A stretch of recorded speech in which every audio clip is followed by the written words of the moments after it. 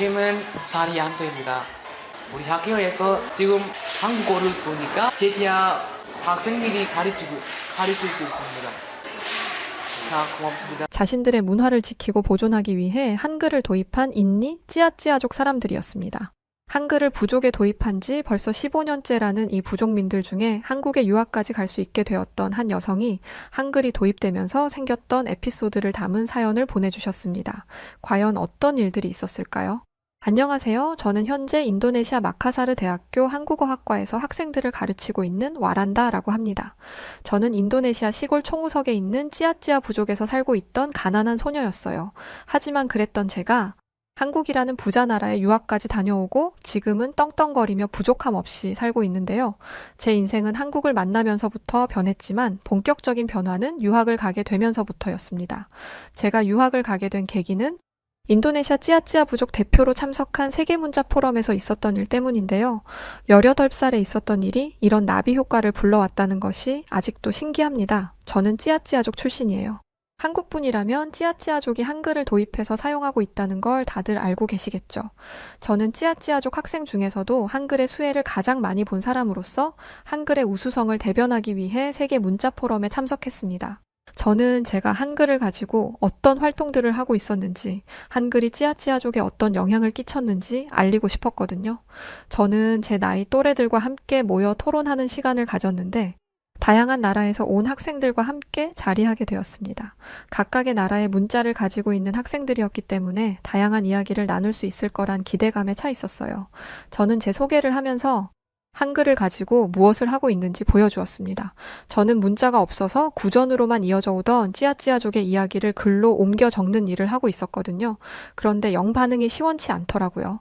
대단하다는 반응을 바란 것도 아니라 서로 자유롭게 의견을 나눌 걸 기대했는데 정말 아무 반응 없었습니다. 그 와중에 중국 참가자는 삐딱하게 앉아서는 제가 준비한 자료를 손가락으로 대충 넘겨보더니 책상 위에 툭 하고 던지듯 올려두는 무례한 행동을 했습니다. 순간 이마에 혈관이 튀어나오는 줄 알았지만 꾹 참고 발표를 이어갔어요. 똑같은 사람이 되고 싶지 않았거든요. 찌아찌아어의 발음은 인도네시아어를 포함한 그 언어로도 표기할 수 없었는데 한글의 실용적인 문자 체계가 이를 가능하게 했습니다. 그런데 여러분들이 사용하는 언어도 한글로 표기할 수 있어요. 한글은 발음기관의 모양을 본떠서 만들었기 때문에 세계 모든 언어를 그대로 적을 수 있거든요. 그런데 반응이 가관이더라고요. 특히 거만하기 짝이 없는 중국 참가자는 이렇게 말했습니다. 와란다 씨는 한글을 아주 대단하다고 생각하나 봅니다. 그런데 그 대단하신 한국이 한글을 쓰기 이전에 중국의 한자를 빌려다 쓰고 있었다는 건 알고 있어요? 당연히 알고 있었습니다. 그런데 그걸 자랑스럽게 말하는 게 이해가 안 됐어요. 그래서 말했죠. 네, 알고 있는데요? 이렇게 대답하니 당황한 눈치더라고요. 알고 있는데 이렇게 말한다고요? 아무래도 잘 모르는 것 같으니 내가 알려주죠. 한국이 왜 한글을 만들었는지 알아요? 한자가 너무 어려우니까. 한국인들이 너무 멍청해서 한자를 배우기 힘드니까 만든 거라고요. 그러니까 한글보다 어려운 한자가 훨씬 우수한 문자입니다. 알았어요? 그러니까 한글이라는 문자를 도입했다는 것에 자부심 가지지 말라고요. 이런 사람을 세계문자 포럼에 내보내다니 중국에도 어지간히 인재가 없다 싶더라고요. 저는 일찍이 한국어 학과에 진학할 준비 중이었고 한국에 와서 유학을 할 목표를 가지고 있었기 때문에 한국어에 관한 역사를 꿰고 있었습니다. 그래서 이 기회에 건방진 중국 참가자의 콧대를 밟아주리라 마음먹었어요. 한국인들이 멍청해서 한글을 만든 게 아니라 글을 몰라서 피해를 보는 백성들을 위해 문자를 만든 거예요. 글을 모르니까 무슨 법이 있는지도 모르고 법을 몰라서 억울한 일을 당하는 게 안타까워서요. 한글이 처음 만들어졌을 때 이걸 훈민정음이라고 했는데 이걸 백성을 가르치는 바른 소리라고 해요. 대단한 높으신 분들을 위해서가 아니라 서민들을 위한 글이라는 거죠. 한국인들이 똑똑하고 모든 분야에서 뛰어나다는 얘기는 들어봤죠? 왜 그렇다고 생각해요? 모든 사람들이 글을 알고 똑같이 책을 읽고 지식을 익힐 수 있기 때문이에요. 당신 중국이랑 한국 문맹률 차이를 알고는 있어요. 중국 참가자는 인도네시아에서 온 꼬질꼬질한 학생인 제가 생각보다 많은 것을 알고 있자 당황한 모양이었습니다. 저는 여기서 끝낼 생각이 없었어요. 한글이라는 문자를 도입했다는 것에 자부심을 갖지 말라니 저는 찌아찌아어를 기록하는데 한글만 한 문자가 없다고 생각해요. 그만큼 한글이 완벽한 문자라고 생각하거든요. 한글을 도입한 거에 자부심을 갖지 말라고요? 만약에 한자를 도입했으면 자부심 가져도 되나요? 한자를 도입했으면 사람들이 제대로 발음도 못하고 외우지도 못하고 제가 이렇게 찌아찌아 부족의 문화를 기록하지도 못했을 거예요. 사라질 뻔한 우리의 언어를 보존하게 해준 한글에 자부심을 가지지 않으면 대체 뭐에 자부심을 가져야 하는데요? 당신 한글에 억하심정 있어요? 발명 과정과 방식, 만든 사람이 유일하게 기록된 유일무이한 문자라서 부럽기라도 한가? 제가 이런 성격은 아닌데 조금 감정적으로 행동한 게 없지 않기는 합니다. 저도 모르게 비아냥거리는 말투가 조금 나오더라고요. 하지만 제 말에는 근거가 있었고 모든 게 사실이었습니다. 그러나 중국 참가자의 말에는 근거도 없었고 감정적인 이야기가 전부였어요. 이런 주제에 관심이 없는 사람이 들어도 한국을 싫어하는 사람이라는 걸 알 수 있을 정도였으니까요. 그렇다 보니 저희의 목소리가 커질수록 중국 참가자에 대한 관심은 커졌고 결국 중국 참가자는 도망치듯 자리를 떠나야 했습니다. 저는 그 사람의 뒷모습을 보면서 만족스러운 웃음을 지었죠. 저의 개인적인 생각이지만 아무래도 자신의 중국이라는 나라의 언어가 아닌 한국의 한글을 도입한 것, 자신들보다 약소국이라고 여기는 나라의 언어를 저희가 도입하고 사용하는 것에 배가 아팠던 게 아닐까 싶었어요. 그런데 이 모습을 유심히 지켜본 분이 계셨더라고요. 그리고 이분과 인연이 지금까지 이어져 한국으로 유학을 가게 된 것이었습니다. 그런데 세계문자 포럼부터 유학까지의 시기 이전에 제가 세계문자 포럼에 가기까지의 시간 동안에도 참 많은 일이 있었는데요. 사실 이때 있었던 일들이 제 인생에 가장 큰 영향을 끼쳤던 것 같아요. 그리고 그 당시에 있었던 일들이 저뿐만 아니라 저희 가족, 찌아찌아 부족에게 엄청난 변화를 가져다 주었죠. 지금부터는 그 이야기를 들려드려 보도록 하겠습니다. 한글이 들어오기 전 찌아찌아 부족 언어는 사라지기 직전이었습니다. 인도네시아어와 찌아찌아어는 엄연히 다른 언어인데 인도네시아어 위주로 교육을 받는 젊은 세대들이 부족 언어를 잊어버리고 있었거든요. 한 번은 도시로 나간 큰아버지가 오랜만에 고향으로 내려오신 적이 있었어요. 그런데 친척 언니가 찌아찌아 부족 언어를 한마디도 쓰지 못하더라고요. 큰아버지의 통역이 있어야 간신히 대화가 되는 것을 보고 할아버지는 큰 충격을 받으셨고 알아눕고 마셨습니다. 그리고 그날 이후로부터 돌아가실 때까지 단 한 번도 큰아버지를 보지 않으셨죠. 왜냐하면 저희 할아버지와 할머니는 부족의 전통예법과 의례를 주관하시는 분들이었거든요. 글자가 없으니 입으로 구전해서 전통을 물려줘야 하는데 말조차 하지 못하다니 이대로라면 찌아찌아족의 명맥이 끊길 게 뻔하잖아요. 가뜩이나 이 전통을 물려받을 사람이 없어서 걱정이 이만저만이 아닌데 할아버지는 다른 젊은 애들은 그렇다 쳐도 내 자식들만큼은 다를 줄 알았는데 내 자식이나 다른 놈 자식이나 다를 게 없다니. 인생 덧없다라며 한탄을 하셨고 늘 밝은 모습만 보여주셨던 할아버지의 우울한 모습을 보며 어린 저도 함께 가슴 아파했습니다. 그런데 어느 순간부터 마을에 처음 보는 외형의 사람들이 보이기 시작했습니다. 저희보다 피부는 하얗고 머리카락에서는 윤기가 흐르고 있었죠. 처음에는 중국인인 줄 알았어요. 당시만 해도 동양인 하면 무조건 중국인이었거든요. 중국인이 아니라면 일본인이라고 생각했습니다. 그 사람들에게서는 부티가 좔좔 흐르고 있었는데 제가 아는 아시아 국가 중 잘 사는 나라는 중국 아니면 일본밖에 없었거든요. 그런데 이 사람들은 중국도 일본도 아닌 한국이라는 나라에서 온 사람들이었습니다. 한국 생전 처음 들어보는 나라였어요. 그리고 한국이라는 낯선 나라에서 온 사람들은 저희에게 글자를 알려준다고 하더라고요. 한글이라는 글자를 사용하면 찌아찌아어를 읽고 쓸 수 있을 거라면서 말이죠. 처음에는 이게 무슨 의미인지 몰랐어요. 그런데 학교에서 한글 수업을 듣기 시작하면서 그 말의 의미를 이해하게 되었습니다. 저보다 고학년인 오빠가 먼저 한글 수업을 듣기 시작했는데 학교를 마치고 돌아온 오빠가 자꾸 얼쩡거리면서 공책을 펄럭거리더라고요. 왜 그러냐면서 흘겨보자 오빠는 공책을 펼쳐 그림 같으면서도 암호 같은 것을 보여주었습니다. 이게 뭔데? 제가 묻자 오빠는 거만하게 어깨를 으쓱거리며 말했어요. 이게 말이야 한글이라는 건데 한글로 쓴 내 이름이야. 어때? 멋지지 않아? 이게 오빠 이름이라고? 그래 이건 내 이름이고 이건 너 이름이야. 내가 우리 가족 이름 다 써왔어. 어때? 고맙지? 뭐가 고맙다는 건지 모르겠더라고요. 저도 학교를 다니고 있는데 제 이름을 쓰지 못할 리가 없잖아요. 한글로 이름을 적은 게 대단하긴 했지만 고마울 일은 아니었습니다. 그런데 오빠가 덧붙인 말을 듣고 제 생각은 완전히 바뀌었습니다. 이거 인도네시아 이름 아니고 찌아찌아 이름이야. 저는 깜짝 놀랐어요. 저희는 인도네시아 이름과 찌아찌아 부족 이름을 따로 쓰고 있거든요. 같이 쓰는 사람들도 있지만 전통을 중요하게 생각하시는 조부모님의 영향으로 따로 쓰고 있습니다. 원래 저희는 인도네시아와 전혀 다른 나라였거든요. 게다가 언어 자체가 다르기 때문에 발음 체계도 달라요. 따라서 인도네시아 글자로는 저희의 찌아찌아 이름을 완벽하게 표기하는 건 불가능합니다.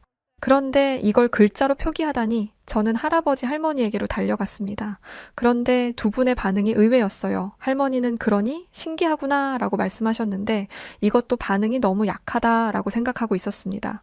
그런데 할아버지는 무신경한 걸 넘어서 화를 내시더라고요. 한글이라고? 누가 가지고 온 글자인데? 한국 외지인들이야? 너네 지금 외지인들이 가지고 온 글자를 가지고 우리 부족 언어를 쓴 거냐? 젊은 것들이 아주 제대로 미쳤구나. 할아버지는 과하다 싶을 정도로 외지인들의 방문을 싫어하는 분이셨습니다. 그래서 한글을 쓰는 걸 꺼려 하실 수도 있을 거라 생각하기는 했어요. 그런데 이건 저희한테 좋은 일이잖아요. 물론 한글이 어떤 건지 아직까지는 잘 모르겠지만 찌아찌아어의 발음을 표기할 수 있다는 것만으로도 대단한 거라고 생각했어요. 그런데 앞뒤 얘기 들어보지도 않고 이렇게 반대하시다니 할아버지 성함을 어떻게 쓰는지 봐주기라도 하면 좋을 텐데 어린 마음에 할아버지한테 서운한 감정이 들었습니다. 그런데 할아버지는 여기서 그치지 않고 한글을 배우는 것 자체를 반대하기 시작하셨습니다. 처음에는 주변 어른들에게 못마땅함을 표현하시는 정도였는데 저마저 학교에서 한글을 배우기 시작하니까 이젠 학교까지 와서 한글을 가르치지 말라고 뒤집어 엎으셨죠. 그럴 때마다 곤욕을 치르는 건 한국 선생님들이었어요. 한 성격하는 할아버지는 아무리 항의를 해도 한글 열풍이 사그라들 기미가 안 보이자 외지인들이 부족을 망친다며 한국 선생님들에게 욕을 하며 썩 꺼지라고까지 하셨거든요. 그 괴롭힘이 얼마나 심했는지 선생님들 중에서는 몰래 눈물을 훔치는 분도 계셨습니다. 저는 그 모습을 볼 때마다 죄책감에 시달렸어요. 저희 할아버지 때문에 상처받으시는 거니까요.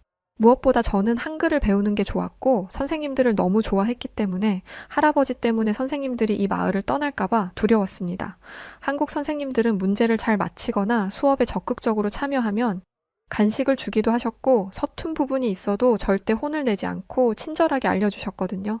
그런데 할아버지는 이렇게 좋은 분들을 자꾸만 괴롭히셨습니다. 야, 한국에서 왔다는 놈들 당장 이 마을에서 나가. 여기서 무슨 수상한 짓을 꾸미고 있는 거야? 니들이 무슨 수작을 부리는지 내가 모를 줄 알아? 할아버지가 학교 앞에서 난동을 부리면 저는 고개를 푹 숙이고만 있었어요. 워낙에 저희 부족이 고지식한 면이 있기 때문에 할아버지의 외지인에 대한 반응을 이해는 했지만 그럴수록 저는 부끄럽기만 했었습니다. 저 사람 와란다 할아버지지? 매일같이 저러면 지치지도 않나? 한글을 배우기 시작한 후로 나도 찌아찌아어를 배울 수 있게 됐어. 한글이 우리한테 뭐가 나쁘다고 저러는 거야? 와린다가 한글을 배우는 게 싫은 거면 제가 학교에 안 다니게 하면 되는 거잖아. 이런 말을 듣고 있다 보니 학교에서 쫓겨나 더 이상 한글을 배우지 못하게 될까봐 두려움이 몰려왔습니다. 저는 한글을 배운 이후로 꿈이 생겼기 때문에 한글을 너무너무 배우고 싶었거든요. 바로 돌아가신 엄마가 어렸을 적 들려주셨던 찌아찌아오로 된 자장가를 글로 옮기는 것이었죠. 사실 제가 3살이 되던 해에 아버지와 어머니가 함께 배를 타고 나가셨다가 불의의 사고를 당해 모두 돌아가셨습니다. 그래서 두 분에 관한 기억이 대부분 나지 않아요. 하지만 딱 한 가지, 어머니가 매일 밤 불러주셨던 자장가만큼은 기억이 납니다. 그런데 시간이 지날수록 가사가 조금씩 헷갈리기 시작하더라고요. 그럴 때면 할머니에게 여쭤보았지만 할머니도 연세가 있으시다 보니 알려주시는 가사가 조금씩 달라졌어요. 더 이상 사람의 기억에 의존할 수 없겠다 싶었지만 글자가 없어서 포기하고 있던 중 찌아찌아어를 기록할 수 있는 한글을 알게 된 것이었습니다. 이런 꿈을 가지고 있었는데 할아버지 때문에 모두의 원망을 들으며 학교를 그만두라는 이야기까지 듣게 되니 어린 나이에 엄청난 좌절감을 겪게 되더군요. 할아버지가 학교를 휩쓸고 간 후 쟤네 할아버지 때문에 한글 못 배우면 어떡해? 라는 말이 듣기 싫어. 운동장 구석으로 나와 있는데 제가 가장 좋아하는 박 선생님이 조심스럽게 저에게 다가오셨어요. 선생님은 아무 말 없이 제 어깨를 토닥이시면서 이렇게 말씀하셨습니다. 와란다. 다른 사람들이 말하는 건 중요하지 않아. 중요한 건 내 마음이야. 한글을 배우고 싶다는 게 내 마음이라면 내 마음에 응답하면 되는 거야. 선생님이 도와줄게. 할아버지 때문에 저를 미워하실 줄 알았는데 오히려 저를 위로해 주시는 모습에 감동을 받은 저는 한글을 배우면서 가진 꿈을 처음으로 이야기했어요. 저는 선생님이 제 꿈을 비웃으실 수도 있을 거라고 생각했습니다. 한글을 배우기 시작한 지 얼마 되지도 않았고 저는 인도네시아의 가난한 작은 마을에 사는 어린아이일 뿐이잖아요. 그런데 한국 선생님은 제가 지금까지 봐왔던 어른들과는 전혀 다른 분이셨어요. 선생님은 제가 가지고 있는 꿈이 찌아찌아족의 미래에 아주 중요한 역할을 할 거라고 용기를 불어넣어 주시면서 기록의 중요성에 대해 알려주셨습니다. 사실 저는 기록의 중요성에 대해 전혀 모르고 살았었어요. 만약 그걸 알았더라면 찌아찌아 부족의 글자가 없다는 걸 매우 심각한 문제로 생각했겠죠. 그런데 박 선생님은 저희 할머니, 할아버지가 이어오고 있는 부족의 전통 예법과 의례를 예로 들면서 이런 문화를 기록으로 남기면 문화가 소실되거나 다른 문화와 섞일 걱정을 할 필요가 없다고 말씀하셨습니다. 그러면서 선생님의 나라, 한국 이야기를 들려주셨어요. 먼저 선생님은 찌아찌아족의 역사에 대해 물어보셨어요. 저는 할아버지, 할머니에게 들은 대로 말씀드렸죠. 그런데 제 말을 들은 선생님은 제 말과 다른 아이들의 말이 다 다르다고 하셨습니다. 그러니까 모두가 기억하고 있는 찌아찌아족의 역사가 다른 거죠. 제대로 기록된 역사가 없으니 이런 일이 벌어진 것이었습니다. 반면에 한국은 1145년에 기록된 역사서가 아직까지도 보관되어 있다고 하더라고요. 그 이후로부터 지금까지 꾸준히 역사가 기록되어 왔고 한국의 역사학자들은 곳곳에서 발견된 역사서와 이야기들을 비교하면서 지금의 한국의 역사를 완성시킨 것이고 말이죠. 심지어 과거 한국 땅에 살던 사람들은 돌에다가도 기록을 남겼다고 합니다. 그런데 이것들은 찌아찌아족에 비하면 엄청난 성과이기는 하지만 다른 문화권에서도 볼 수 있는 기록들이잖아요. 저는 역시 한국은 대단하구나 라기보다는 기록은 중요하구나 라고 생각하며 선생님의 가르침에 감사할 뿐이었습니다. 그런데 선생님의 가르침은 여기서 끝이 아니었어요. 선생님은 기록의 중요성에 이어 무엇을 기록해야 하느냐에 대해 알려주기 시작하셨습니다. 그러면서 들려주신 게 조선시대의 기록 이야기였어요. 와란다. 네가 만약 할머니, 할아버지의 전통 예법과 의례를 기록할 거라면 주의해야 할 게 있단다. 바로 있는 사실 그대로를 남겨야 한다는 거야. 소설이나 일기가 아닌 역사를 기록한다는 건 객관적인 사실만을 써야 하는 거거든. 그 예로 든 게 조선 왕조 실록이라는 책이었습니다. 조선시대 왕실에서 있었던 일들을 모두 기록한 일이었는데 이것 외에도 승정원일기라고 해서 왕의 일상을 기록한다던가 일성록이라고 해서 왕의 일상과 국정 운영을 기록한 책들도 있다더라고요. 게다가 승정원일기는 무려 2만 7천여 건에 달한다고 했죠.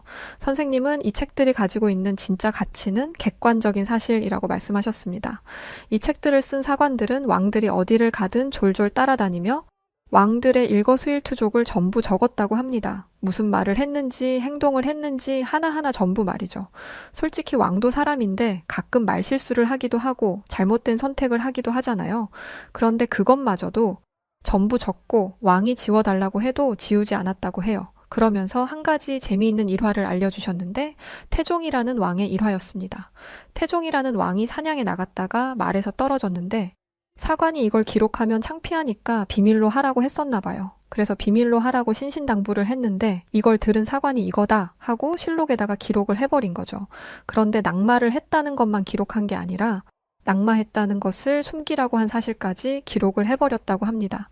그런데 이렇게 가벼운 해프닝만 있었던 게 아니었어요. 연산군이라는 폭군이 왕으로 있었던 당시 그 사람의 행동을 있는 그대로 기록한 것을 고치라고 했는데 명령대로 행하지 않자 죽임당한 사관도 있었죠. 그러니까 선생님이 말씀하신 객관적인 사실을 기록하기 위해 목숨까지 건 사람들이 있었던 거예요. 그들이 있었던 덕분에 한국인들은 역사를 있는 그대로 배울 수 있는 것이고 말이죠. 이런 역사적인 기록을 가지고 있는 나라는 전 세계에 단 한 곳, 한국밖에 없다고 합니다. 그래서 조선왕조실록은 그 가치를 인정받아 세계 기록 유산으로 등재되어 있다고 하죠. 아무튼 다시 이야기로 돌아와서 저는 선생님의 가르침을 듣고 무엇을 어떻게 기록해야 하는지에 대한 방향을 확실히 잡았습니다. 그렇게 하고 나니 왜 한글을 배워야 하는지가 명확해지더라고요. 이거라면 할아버지를 설득할 수 있겠다 싶어서 당장 집으로 향했고 할아버지 앞에 서서 할아버지 눈을 똑바로 보고 섰습니다. 평소와는 전혀 다른 제 모습에 다소 당황한 표정이었던 할아버지는 한글과 관련된 문제임을 단박에 알아차리셨죠. 할아버지는 제 말은 듣지도 않으시고 안 된다 라고 단호하게 소리치셨어요. 저는 한글이 있으면 할아버지가 평소에 고민하시던 게 단번에 해결될 거라고 조곤조곤 설득할 생각이었어요. 그런데 화부터 내시니까 저도 울컥하더라고요. 가뜩이나 할아버지 때문에 학교에서 눈치 보이고 서러웠는데 그게 터져버린 거죠. 그래서는 안 되지만 저도 모르게 할아버지에게 와곽거리며 소리를 질렀습니다. 할아버지는 처음 보는 제 모습에 당황하신 나머지 더 크게 화를 내셨고 큰 소리에 놀란 할머니와 오빠가 나와서 저희를 말렸지만 이미 할아버지는 크게 분노하셨죠. 얼마나 화가 나셨는지 얼굴까지 빨개지셨고요. 저는 이게 아니라는 걸 알았지만 멈추지 못했고 그 순간 할아버지의 입에서 컥 하는 소리가 나더니 할아버지는 그만 뒷목을 잡고 쓰러지셨습니다. 급한 대로 병원으로 모셨지만 워낙 외진 곳이다 보니 그럴듯한 치료를 받기가 어려웠어요. 치료를 받기 위해서는 도시로 옮겨 검사를 진행해야 했거든요. 그런데 저희가 돈이 어디 있겠어요. 저는 파리가 날리는 작은 의원 앞 의자에 앉아서 울고만 있었습니다. 저 때문에 할아버지가 쓰러지신 게 확실했으니까요. 그런데 그 순간 멀리서 차 한 대가 오는 게 보였어요. 차는 빠른 속도로 제 앞에 섰고 문이 열렸습니다. 그리고 그 안에서 박 선생님을 포함한 세 분의 한국인 선생님이 내리셨죠. 선생님께 여기엔 어쩐 일이냐 여쭙기도 전에 선생님은 할아버지는 어디 계시냐고 물으셨습니다. 저는 얼떨떨한 마음으로 선생님들을 할아버지에게로 이끌었고 선생님들은 누워 계신 할아버지를 번쩍 안아들고 할아버지와 함께 차에 오르셨어요. 그리고는 할머니와 함께 어딘가로 향하셨죠. 순식간에 벌어진 일에 저는 오빠와 함께 멍하니 떠나간 차의 뒷모습만 바라보고 있었어요. 오빠에게 무슨 일이 벌어진 것이냐고 물으니까 오빠가 선생님들에게 연락을 했다고 하더라고요. 할아버지가 쓰러지신 걸 왜 선생님에게 연락을 했냐고 물었더니 도움을 구할 사람이 한국 선생님들밖에 없었다고 했습니다. 할아버지가 학교에서 난동을 부리는 탓에 저희 가족은 마을에서 완전히 왕따 신세였거든요. 나중에 알고 보니 선생님들은 할아버지를 도시에 있는 병원으로 모셔다 주셨습니다. 심지어 할아버지의 병원비까지 대신 내주셨더라고요. 그런데 당연히 갚아야 하는 거라고 생각했어요. 할머니는 난처해 하셨습니다. 할아버지의 목숨을 살려준 건 감사한 일이지만 갑자기 갚아야 할 빚이 생긴 건 아무래도 부담이었으니까요. 그런데 선생님들은 이걸 어떻게 눈치채셨는지 먼저 다가와서는 이렇게 말씀하셨다더라고요. 할머님, 병원비는 걱정하지 마세요. 한국에서 우리 아이들을 위해 보내주는 후원금이 있습니다. 그 후원금으로 도운 거니까 부담 갖지 마시고 할아버지 회복에 전념하세요. 할머니는 눈을 동그랗게 뜨고 당황스러워 하셨대요. 그도 그랬을 거예요. 할아버지가 지금까지 학교에 가서 어떤 행동을 하셨는지 잘 알고 계시잖아요. 또 할머니도 그런 할아버지를 딱히 말리지 않으셨고 말이죠. 그러자 선생님들은 또 이렇게 말씀하셨답니다. 두 분이 마을에서 어떤 일을 하고 계시는지 압니다. 전통 의례를 이어받으신 분들이라고요. 문화를 지키는 게 얼마나 어려운 일인지 공감하고 있습니다. 다른 문화가 들어오면 찌아찌아 부족 문화가 희석될까봐 걱정하신 거겠죠. 부족 문화에는 관심도 없는 젊은이들이 한국에서 온 한글은 좋다고 배우니까 불안하기도 하셨을 거고요. 왜 그러셨는지 이해합니다. 그때 의식을 회복하신 할아버지가 선생님을 부르셨어요. 이보시게, 한국인 선생 양반. 할아버지는 소리만 치던 모습과 다르게 오랜만에 점잖은 목소리였습니다. 할아버지는 누워서 무슨 일이 있었는지 다 들으신 것 같았어요. 어렵사리 침대에서 몸을 일으키시고는 고맙다고 하셨거든요. 할아버지에게 고맙다는 인사를 받을 거라는 예상은 못 하셨는지 선생님들은 깜짝 놀라셨습니다. 그리고 할아버지는 고맙다고 말씀하신 후 진짜 속마음을 꺼내놓기 시작하셨어요. 사실 우리 마을은 아픔이 있다네. 찌아찌아 부족은 인도네시아와 완전히 다른 나라였어요. 하지만 인도네시아에 병합되면서 하나의 나라가 되었고 인도네시아의 언어와 문화를 강요받게 되었죠. 지금이야 그런 강요가 거의 없다고는 하지만 그런 과거를 알고 있는 어른들로서는 문화가 서서히 사라지는 게 가슴 아픈 일이 아닐 수가 없습니다. 할아버지는 다른 문화로부터 찌아찌아 부족의 문화를 지키기 위해 노력했던 세대로서 두려웠던 거예요. 그래서 한국인들을 내쫓으려고 하고 두려운 만큼 공격적으로 구셨던 거고 말이죠. 그런데 이건 할아버지의 입장이고 한국에서 온 선생님들이 이해해주는 건 다른 일이라고 생각했습니다. 선생님들은 이렇게 말씀하셨어요. 두 분이 어떤 마음인지 이해한다고 했던 말. 진심입니다.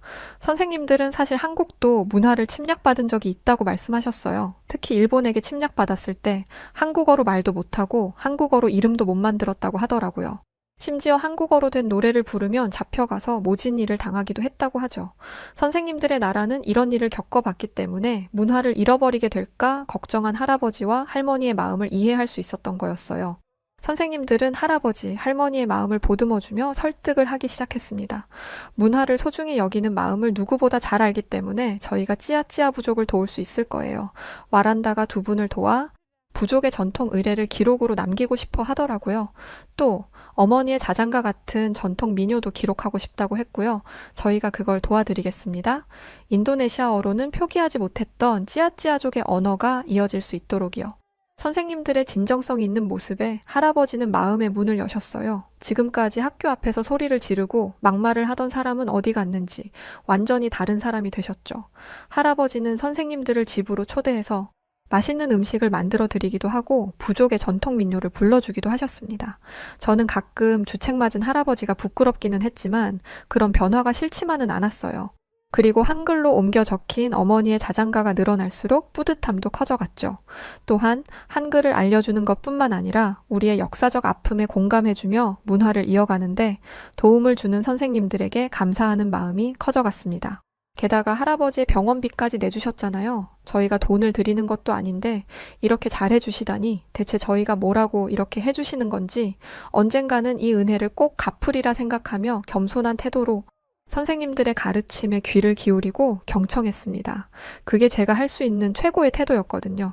한글이 도입되기 전에는 제 나이 또래 중에도 찌아찌아어를 못하는 애들이 많았어요. 그래서 할아버지, 할머니와 대화를 할 때 부모님의 통역이 필요한 애들이 대다수였습니다. 저희 큰 아버지네처럼요. 하지만 한글이 생기면서 찌아찌아어를 배우는 게 쉬워졌고 몇십 년 후면 사라질 거라고 예상했던 찌아찌아어는 앞으로도 계속 이어질 수 있게 되었어요. 그래서 제가 어렸을 때보다 지금이 찌아찌아어를 할 수 있는 애들이 더 많답니다. 그리고 동시에 한국에 대한 관심도 높아졌어요. 한글을 배우다 보니 당연히 한국어를 배우게 되고 한국어를 배우기 가장 쉬운 방법으로 한국 드라마를 선택하는 친구들도 늘었죠. 그중 한 명이 저였고요. 한국 드라마를 좋아하게 되면 한국이라는 나라에 대한 호기심을 가지게 되는데요. 선생님에게 들은 한국은 그저 평화롭고 조용한 나라였는데 드라마에 나오는 한국은 역동적이고 화려하더라고요. 아무래도 선생님이 국문학과를 나오셔서 그런지 평화롭게 공원에서 책 읽는 걸 좋아하는 분이셔서 그런 것 같아요. 한국은 여러 가지 매력을 동시에 가지고 있는 나라니까 말이죠. 저는 드라마에 나오는 홍대라든지 명동같이 젊은이들이 많이 다니는 곳에 가보고 싶었습니다. 그런데 제가 어떻게 한국을 갈 수 있겠어요? 당장 인도네시아 도심으로 나가는 것도 힘든데요. 하지만 노력하는 사람에겐 늘 기회가 찾아오더라고요. 전에 할아버지의 병원비를 대신 내주셨던 것처럼 한국에서는 찌아찌아족의 한글을 가르쳐주는 것뿐만 아니라 금전적인 지원까지 해주고 있었는데 저희가 뭐라고 한글을 배우는 저희를 한국으로 초대까지 해주셨어요. 그리고 그 중에서 한글과 한국어를 배우는데 가장 열심이었던 제가 한국에 가게 되었죠. 그게 바로 세계문자 포럼이었던 것입니다. 이후 시간이 흘러 성인이 되어 대학에 가게 되었고 오랜 노력 끝에 한국에 있는 대학으로 유학에 가게 되었어요. 저는 어느덧 한국 사람과 무리 없이 대화할 수 있을 정도의 한국어 실력을 가지게 되었고 어머니가 들려주시던 자장가는 완벽하게 한글로 옮겨 적은 상황입니다. 이외에도 구전되어 오는 옛날 이야기나 알려지지 않은 민간 신앙 같은 것들도 전부 옮겨 적는 프로젝트를 하고 있죠. 또 한국어의 세계적인 위상이 계속해서 높아지면서 인도네시아에서 저를 찾는 수요가 점점 더 많아지고 있어요. 한국이 잘 될수록 저도 잘 되고 있으니 감사할 따름이죠. 저는 여전히 한글의 보급과 대중화를 위해 힘쓰고 있습니다. 먼 곳에서 힘쓰는 저와 많은 한국 선생님들을 위해 응원의 한 말씀 부탁드릴게요. 그러면 모두 건강하시고 행복하세요. 감사합니다. 캐나다에 살고 있던 한 여성이 평생을 허리 때문에 고생하던 아버지를 모시고 어디론가 떠나려고 하고 있습니다. 하지만 막상 도착했던 그곳에는 약속했던 사람들이 나타나지 않아 굉장히 난처한 상황을 맞게 되는데요. 과연 이 캐나다 여성과 아버지에게 대체 어떤 일이 있었던 것일까요? 안녕하세요. 저는 캐나다에서 살고 있는 사라 알렌이라고 합니다. 저는 초등학교 교사로 일하고 있는데 교사로 일하는 제가 가장 중요하게 생각하는 것은 공중도덕과 예절이에요. 사실 이건 저뿐만 아니라 캐나다 사람들이 매우 중요하게 생각하는 가치 중 하나입니다. 예전에 캐나다인들의 정직한 양심이라는 식의 제목으로 기사가 나간 적이 있어요. 캐나다의 지하철 개찰구가 고장이 나서 지하철 티켓을 인식하지 못하는 일이 있었습니다. 무임승차를 해도 아무도 몰랐을 텐데 캐나다인들은 개찰구 위에 지하철 요금에 해당되는 돈을 올려놓고 지하철에 올라탔죠. 이 일이 전 세계적으로 이목을 끌면서 캐나다인들은 자신들의 공중도덕과 양심에 더한 책임감을 가지게 되었어요. 그래서 그것을 가르치고 지키려 하고 있습니다. 제가 왜 이런 이야기를 하냐면 제가 한국이라는 나라에 가게 된 것을 꺼려했던 이유가 바로 이것이기 때문이에요. 저는 한국이 공중도덕이란 없는 한심한 나라라고 생각했었거든요. 저희 아버지는 체조 선수였는데 훈련 도중 착지 실패로 골반뼈와 척추에 부상을 입었습니다. 사고가 났을 당시는 젊은 나이였던지라 간단한 치료만 받고 일상에 복귀하여 가정도 꾸리면서 평범하게 살고 계셨는데 최근 허리 통증이 심해지면서 고통을 호소하셨어요. 젊었을 때 겪었던 부상이 이 정도의 후유증을 가져올 줄은 몰랐다면서 고통스러워하는 아버지를 모시고 병원에 갔는데 캐나다는 엑스레이 촬영조차 3개월을 기다려야 하더라고요. 이렇게까지 아파하는 환자를 3개월이나 그냥 두라는 거냐 말하니 어쩔 수 없다는 말만 돌아왔죠. 그럼 진통제라도 놔달라 했더니 그건 진료 전까지 불가능하다며 단번에 거절당했습니다. 그래서 그때 알게 된 게 의료관광이라는 것이었어요.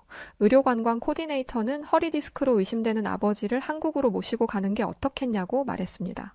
한국이라는 말을 듣자마자 마음이 무거워졌어요. 왜냐하면 함께 일하는 동료에게 한국의 공중도덕 수준 이야기를 들어본 적이 있거든요. 동료는 자신이 한국에 갔었을 때 온갖 쓰레기가 길가에 널브러져 있는 장면을 목격했다고 했습니다. 젊은 사람들이 많이 다니는 곳이었는데 젊은 사람들의 인식 수준이 그 정도라면 나라의 전체적인 인식 수준이 어떨지는 안 봐도 비디오라는 말도 덧붙였어요. 그러면서 반면 옆 나라인 일본과 비교하면 일본은 사람들이 껌도 바닥에 안 뱉는 깨끗한 나라라고 이야기를 했습니다. 그래서 일본은 가도 한국은 가지 않겠다 다짐했었어요.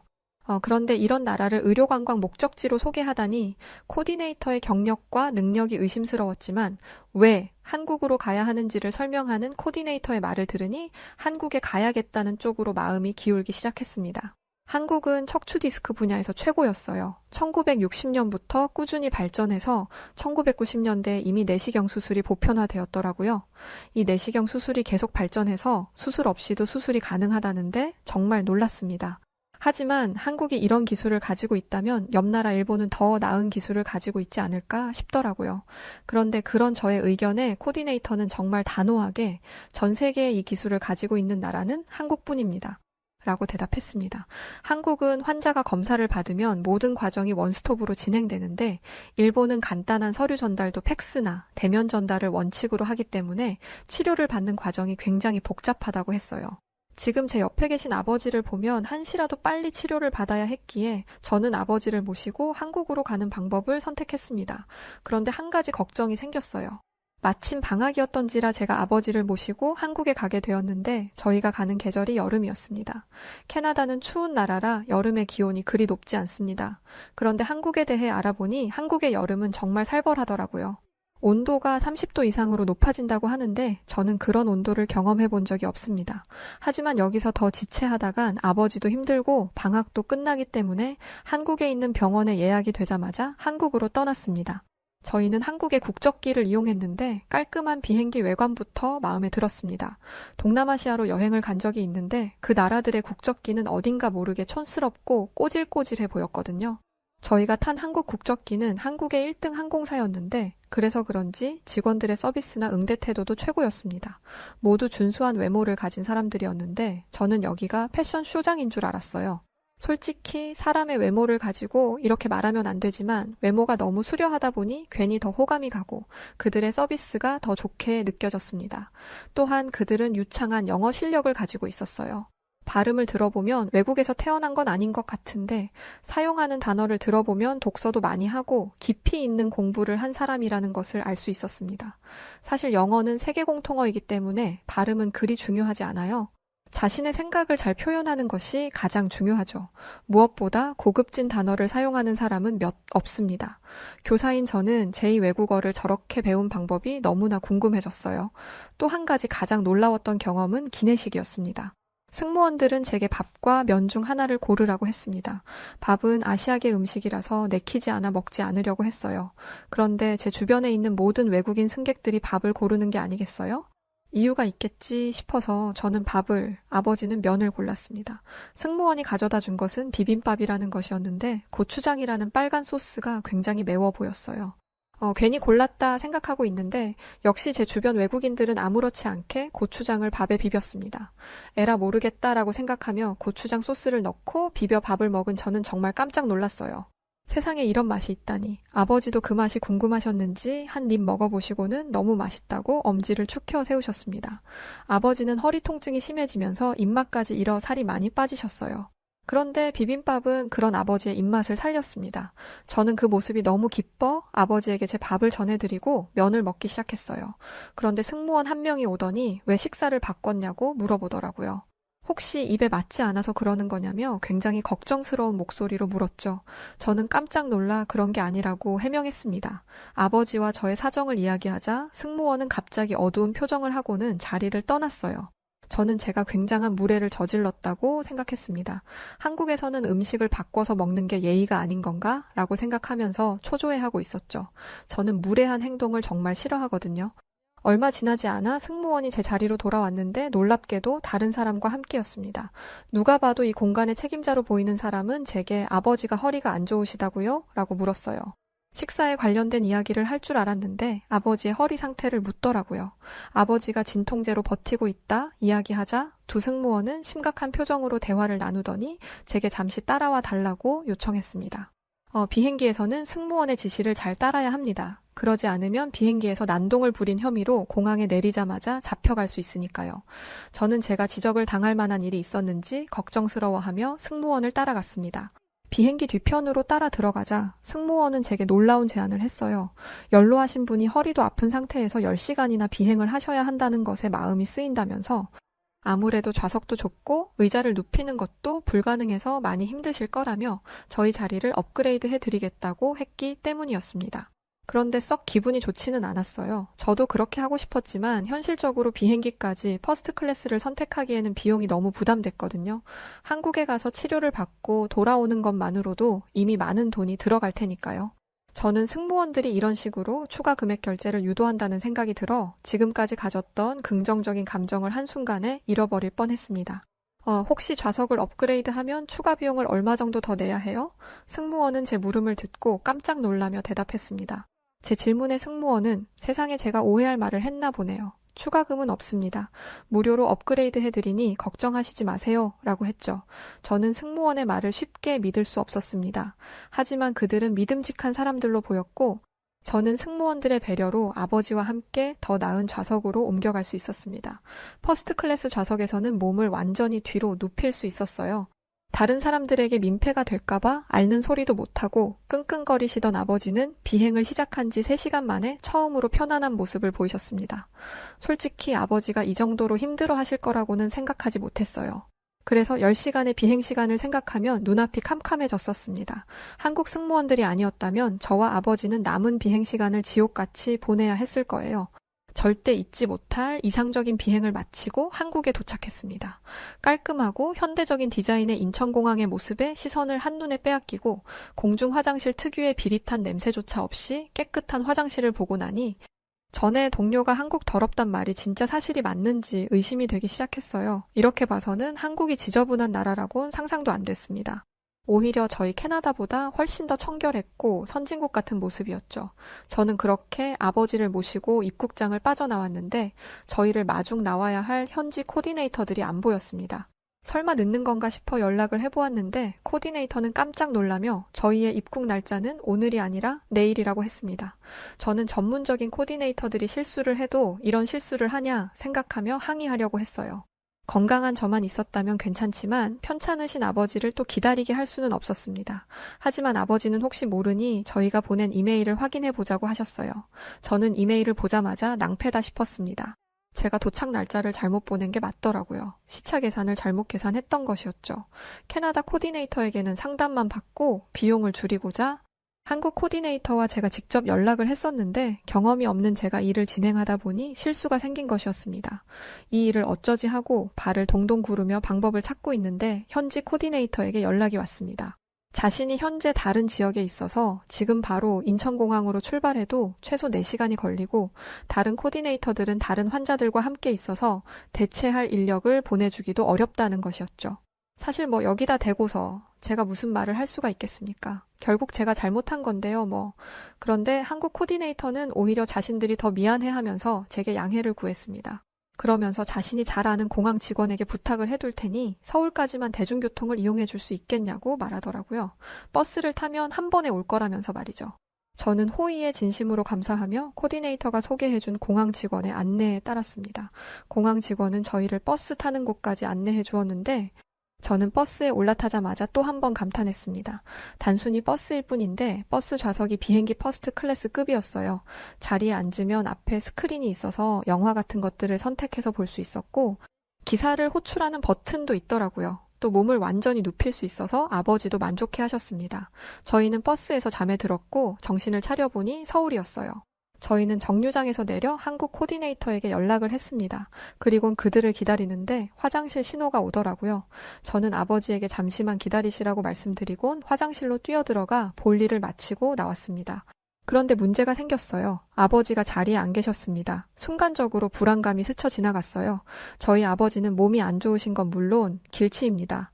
제가 없는 사이에 어디를 가셨다면 타지에서 정말 큰일이 생기는 일이었어요. 저는 아버지를 찾아다녔지만 아버지를 찾을 수가 없었어요. 한국의 버스 터미널은 너무나 크고 넓더라고요. 캐나다와는 완전 딴판이었죠. 그런데 또 다른 문제가 생겼습니다. 한국을 저도 처음 와본 터라 길을 헤맨 것이죠.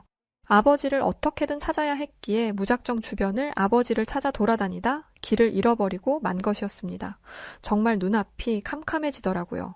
다시 정신을 가다듬고 휴대폰 지도 앱을 켜고 아버지를 찾았습니다. 얼마나 헤맸는지 몰라요. 그런데 정말 행운처럼 아버지를 만날 수 있었습니다. 아버지를 발견한 곳은 어이없게도 횡단보도 앞이었습니다. 그런데 그런 아버지는 횡단보도 앞에서 낯선 의자에 앉으신 채 계셨어요. 저는 저게 뭔가 싶었습니다.